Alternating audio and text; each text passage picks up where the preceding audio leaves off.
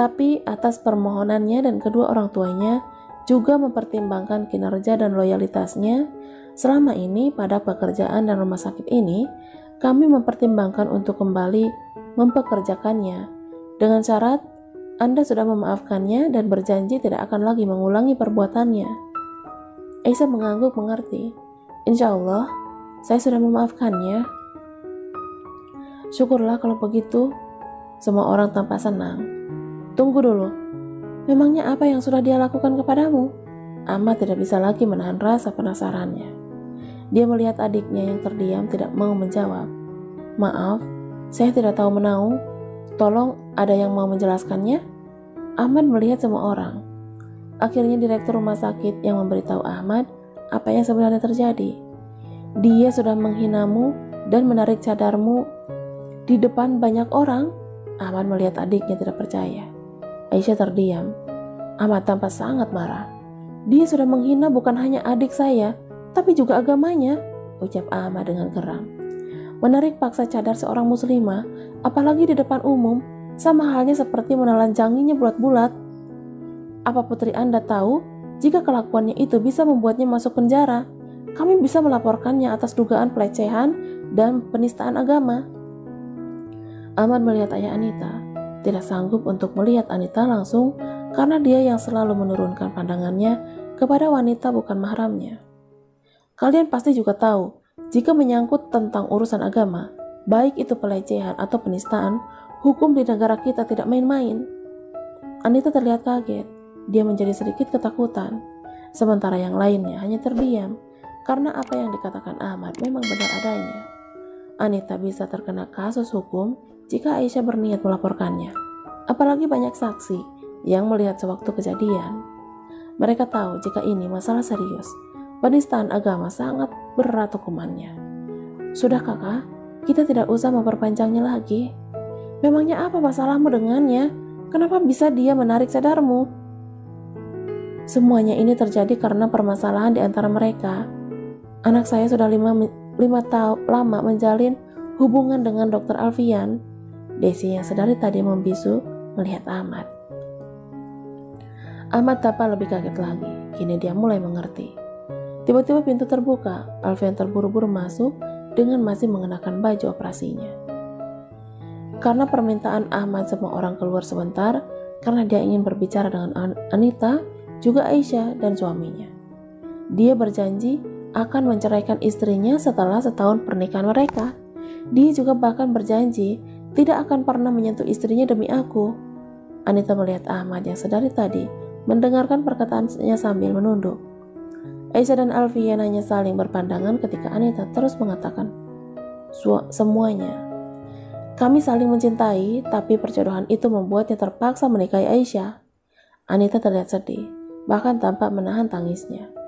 Ahmad melihat Alfian dengan marah.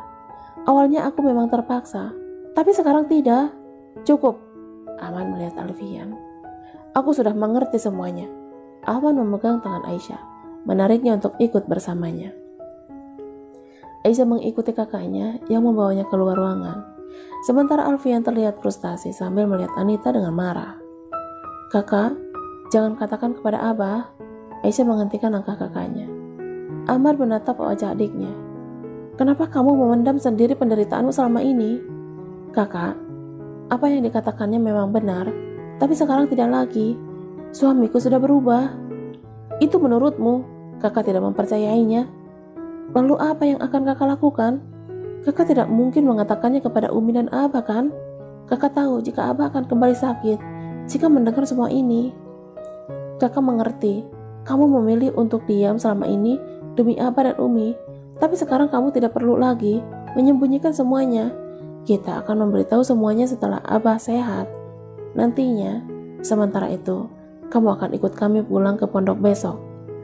Kakak, Aisyah kaget. Dengar perkataan kakak, atau kalau Abah tidak boleh tahu sekarang, paling tidak Umi yang harus tahu. Aisyah terlihat lebih kaget lagi. Suamimu bukan laki-laki yang baik. Lelaki macam apa yang masih menjalin hubungan dengan wanita lain, padahal dia sudah menikah? Suami macam apa juga yang berjanji tidak akan menyentuh istrinya sendiri? Kakak, awalnya memang seperti itu. Tapi sekarang tidak. Baik, sekarang kakak nanya, apa dia sudah memberimu nafkah batin? Tanya Ahmad ingin memastikan. Aisyah tidak menjawab. Belum kan? Aisyah menundukkan kepalanya. Bingung, tidak mungkin baginya untuk berbohong. Tidak usah menunggu 1 tahun, tinggalkan suamimu sekarang. Ahmad pergi meninggalkannya dengan marah. Aisyah terlihat bingung karena kemarahan kakaknya. Dia bertekad akan meluruskan kesalahpahaman ini. Tidak mungkin baginya harus berpisah dengan sang suami. Aisyah lalu membalikkan tubuhnya, kaget mengetahui jika Alfian telah berdiri tepat di depannya. Aku mendengar semuanya. Alfian terlihat sedih menatap lekat wajah istrinya. Aisyah menatap balik sang suami. Kita akan menjelaskan semuanya kepada Kak Ahmad.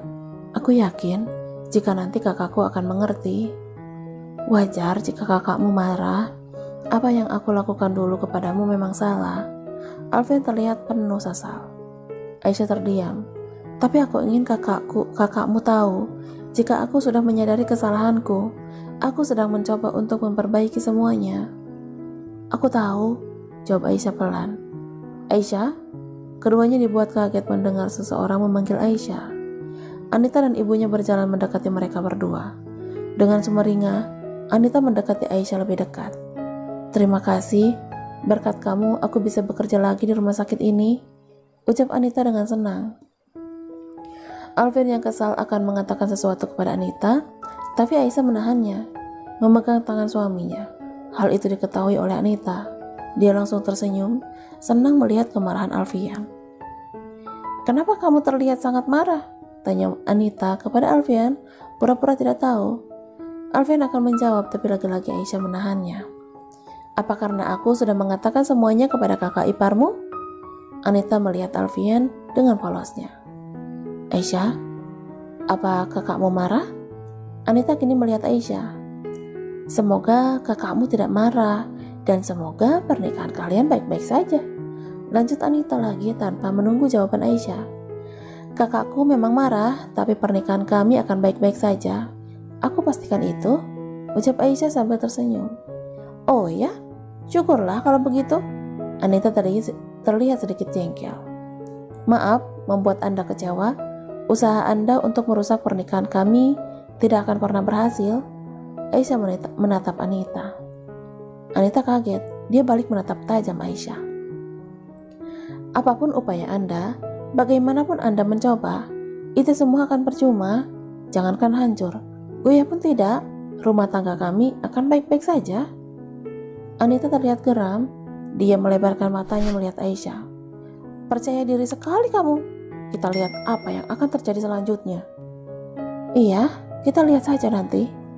Anita melihat Alfian. Aku tahu, tak mungkin bagiku mendapatkanmu kembali. Jadi, jika tidak bisa bersamaku, menjadi milikku, maka kamu tidak bisa bersama wanita lain.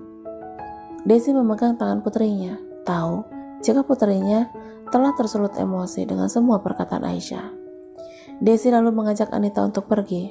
Dia tidak ingin Anita melakukan keributan lagi, atau jika itu terjadi sudah pasti tak akan ada lagi kesempatan untuk putrinya bekerja di rumah sakit ini. Malam hari, setelah kejadian tadi siang, Ahmad menjadi lebih banyak diam. Begitu juga dengan Aisyah yang nampak merasa bersalah. Ahmad juga menunjukkan sikap dinginnya kepada Alfian. Raut kekecewaan sangat nampak jelas di wajahnya. Ingin rasa-rasanya dia segera memberitahu sang ayah perihal apa yang sebenarnya terjadi dengan rumah tangga Aisyah. Namun diurungkannya mengingat kondisi kesehatan ayahnya. Memberitahu Umi baginya hanya akan memberinya beban pikiran saja. Dia tahu jika sang ibu tidak akan bisa melakukan apapun atau mengambil tindakan apapun selain hanya akan bersedih memikirkan nasib putrinya. Malam semakin larut. Ahmad yang baru saja kembali ke rumah sakit setelah mengantar Umi dan Zainab kaget ketika Alfian sudah menunggunya di depan ruangan Abah. Kak, aku ingin menjelaskan semuanya. Alfian melihat Ahmad dengan penuh harap. Kakak tahu apa yang ingin kamu katakan? Ahmad duduk di bangku. Kamu harus tahu, jika kakak sangat kecewa kamu telah memperlakukan adik kami seperti itu.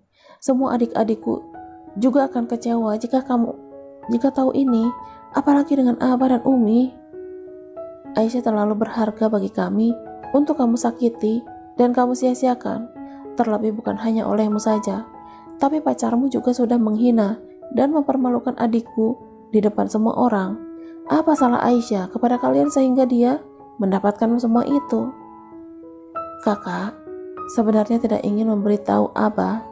Mengetahui ini hanya akan membuatnya kecewa dan sedih. Tapi sepertinya mau tidak mau kakak harus tetap memberitahu masalah ini kepada keluarga besar kami. Karena kakak tidak bisa mengambil keputusan sendiri. Walaupun kakak anak paling tua, tapi keputusan tetap ada di tangan Abah. Terlepas kamu sudah berubah atau belum, masih menjalin hubungan dengan wanita itu atau tidak lagi. Tapi ada hal yang lebih penting lagi yang harus kamu tahu. Status pernikahan kalian saat ini. Alfian kaget. Hukum agama tentang pernikahan sangat sensitif. Suami salah berucap sedikit saja, maka status pernikahan menjadi abu-abu. Jadi lebih baik kita menunggu Abah sembuh dan memberitahunya. Kita akan tahu bagaimana sikapnya setelah mengetahui hal ini. Ahmad berdiri dari duduknya. Alfian masih terduduk lesu di bangku. Aku salah, Kak. Semua ucapanku memang salah. Alfian terlihat menyesal, mengingat kembali semua ucapannya dulu kepada Aisyah. Jadi lebih baik Aisyah ikut pulang dulu dengan kami besok. Ahmad berjalan mendekati pintu. Ahmad membuka pintu dan masuk. Alfian tampak sangat frustasi. Beberapa saat kemudian Aisyah keluar dari ruangan Abah, melihat suaminya lalu menghampiri dan duduk di sampingnya. Alfian melirik istrinya. Dia yang terlihat sangat sedih dan bingung kembali menundukkan kepalanya. Besok, ikutlah dulu pulang bersama kedua orang tuamu, ucap Alfian dengan sedih. Aisyah menundukkan kepalanya. Tunggu aku akan menjemputmu. Aku pasti akan membawamu kembali.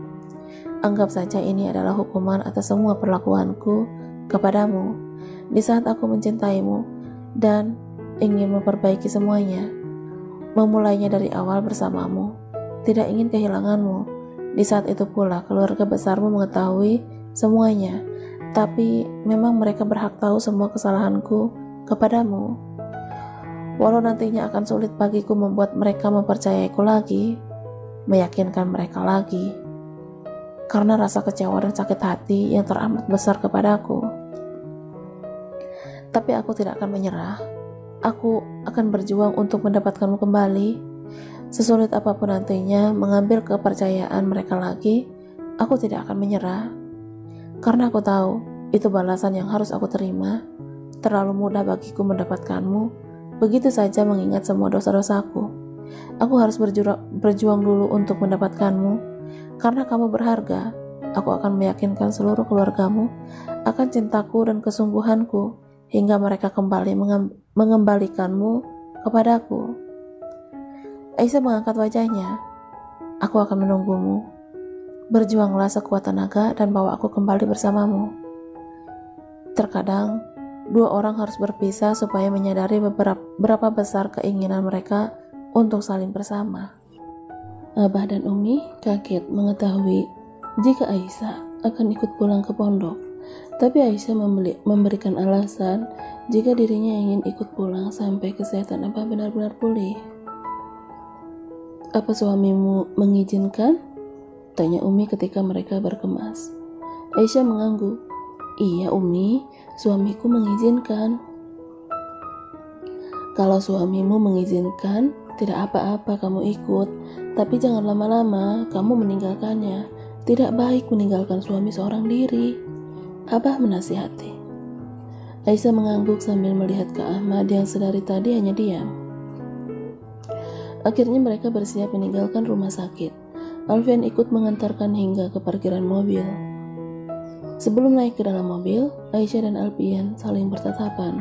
Keduanya seakan berat untuk berpisah. Pergilah, aku akan menjemputmu nanti, ucap Alfian pelan. Aisyah mengangguk lalu menaiki mobil. 3 hari berlalu. Bagaimana kesehatan Abah? Tanya Alfian di ujung telepon. Sudah lebih baik, jawab Aisyah. Syukurlah, aku senang mendengarnya. Keduanya terdiam sejenak. Rencananya Kak Ahmad akan memberitahu Abah besok. Baguslah, lebih cepat lebih baik. Aku ingin segera membereskan masalah ini. Aku ingin segera membawamu kembali ke sini. Aku merindukanmu, lanjut Alfian lagi. Aisyah tertegun sejenak. Apa kamu sudah siap? Maksudku, Abah bisa saja marah. Aku sudah sangat siap. Semarah apapun Abah dan keluarga menanti, aku akan menerimanya. Aku juga akan melakukan apapun agar kita bisa bersama lagi, lanjutnya. Tiba-tiba terdengar suara pintu diketuk. Aisyah segera menyudahi pembicaraannya dengan Alfian. Pintu terbuka. Siti masuk menghampiri adiknya yang duduk di atas tempat tidur. Siti menatap wajah adiknya, wajah yang beberapa hari ini terlihat muram dan murung. Tidak usah khawatir, besok ketika Kak Ahmad memberitahu Abah dan Umi, Kakak dan Kak Zainab akan membantumu menjelaskan semuanya kepada Abah. Kami akan bilang jika suamimu sudah berubah, dia sudah menyadari kesalahannya. Aisyah mengangguk. Dia lalu melihat kakaknya. Aku kasihan pada Abah. Permasalahan kakak saja belum selesai. Sekarang harus ditambah dengan masalahku. Wajah Siti langsung muram. Kamu benar, masalah kakak saja belum selesai. Siti langsung menunduk sedih. Mas Yusuf tidak ada itikad untuk menceraikan kakak dengan baik-baik. Keduanya terdiam. Abah tertegun mendengar perkataan Ahmad yang panjang lebar. Begitu juga dengan kedua anak laki-lakinya yang lain, Ali dan Ridwan. Sedangkan Umi hanya menangis, meratapi nasib putrinya. Mereka semua tidak percaya jika Aisyah telah menyembunyikan masalah sebesar ini dari mereka. Selama ini, ternyata Aisyah hanya berpura-pura jika rumah tangganya baik-baik saja. Panggil Aisyah. Abah melihat Zainab. Zainab langsung keluar memanggil Aisyah yang ternyata sudah bersiap. Aisyah masuk bersama dengan Siti. Umi langsung memeluk putrinya dengan sedih. Abah menatap wajah kedua putrinya. Aisyah dan Siti miris. Merasa bersalah sudah pasti. Karenanya yang salah memilihkan suami. Maafkan Abah. Abah melihat kedua putrinya berkaca-kaca. Aisyah dan Siti langsung melihat wajah sang ayah. Abah hanya ingin meminta maaf kepada kalian berdua. Abah kini sudah menitikkan air matanya. Aisyah beranjak dari duduknya. Dia berjalan mendekati Abah, lalu bersimpuh di kakinya. Aisyah menangis di pelukan Abah. Kenapa Abah meminta maaf? Abah tidak salah. Siti melakukan hal yang sama. Dia turut bersimpuh di pangkuan sang ayahanda. Abah mengusap pelembut kepala kedua putrinya. Umi hanya bisa menangis terisak, ditenangkan oleh Zainab yang juga memeluknya erat. Ketiga anak laki-laki Abah yang lain hanya bisa menunduk sedih. Abah, apa yang dilakukannya pada Aisyah sudah melewati batas. Abah harus segera mengambil keputusan. Ali terlihat geram. Kami pikir jika dia baik, tapi nyatanya itu hanya pura-pura saja, Ridwan menimpali. Kita harus segera memberitahu keluarganya membereskan masalah ini. Zainab dan Siti langsung mengatakan kesaksiannya tentang Alfian. Dia sudah berubah, aku yakin itu. Zainab melihat semua orang. Alfian menunduk ketika ayahnya melihatnya dengan sorot mata penuh amarah. Sementara sang ibu sesekali menitikkan air matanya. Di sisi lain, Anita yang berpura-pura menangis sesekali melirik Alfian yang tertunduk lesu. Dalam hati, sudah tentu dia tertawa. Idenya untuk mendatangi orang tua Alfian dan mengatakan semuanya, menurutnya sudah cukup untuk memperkeruh suasana. Alfian yang langsung datang setelah disuruh oleh kedua orang tuanya nampak sangat kesal kepadanya. Tapi dia tidak dapat menyangkal jika semua yang Anita katakan kepada ayah dan ibunya memang benar adanya. Jadi keluarga istrimu sudah tahu? Tanya ayah melihat Alfian. Alfian mengangguk. Ayah menarik napas dalam-dalam. Ayah malu. Apa yang harus ayah katakan kepada keluarga Aisyah? Ini semua salahku. Kebodohanku, aku yang akan bertanggung jawab. Apa yang akan kamu lakukan sekarang? Kamu akan meninggalkan Aisyah dan menikahi wanita ini? Ayah melihat Anita dengan kesal. Alfian menggelengkan kepalanya. Tidak, aku tidak akan pernah melepaskan Aisyah dan wanita ini. Dia adalah kesalahan terbesar dalam hidupku. Aku sudah membuangnya, tidak mungkin aku memungutnya lagi. Alfian melihat Anita dengan benci.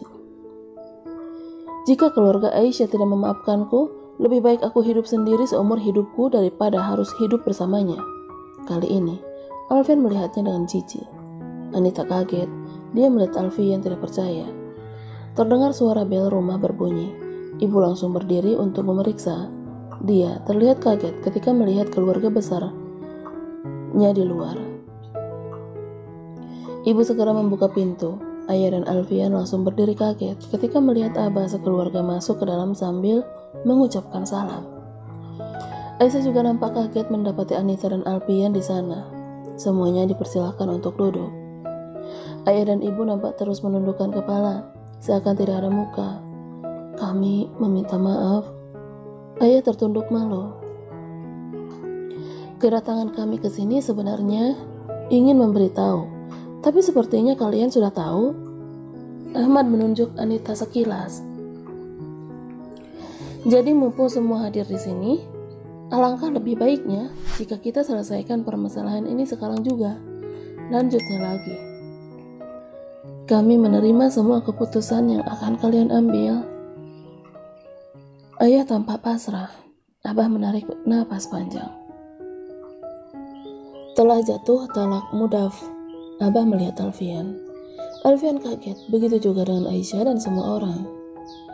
Talak mudaf ialah jenis talak yang disandarkan pada tercapainya waktu yang akan datang atau bisa disebut talak masa depan. Ucapan Alfian akan menceraikan Aisyah setelah 1 tahun menikah, maka setelah setahun nanti talak telah jatuh. Mengenai janjinya tidak akan menyentuh istrinya selama ia tidak bersumpah dengan nama Allah, maka tidak masalah. Dia bisa mengingkari janjinya dan menyentuh istrinya karena janjinya kepada Allah pada saat akad nikah lebih sakral daripada hanya sekedar janji pada manusia.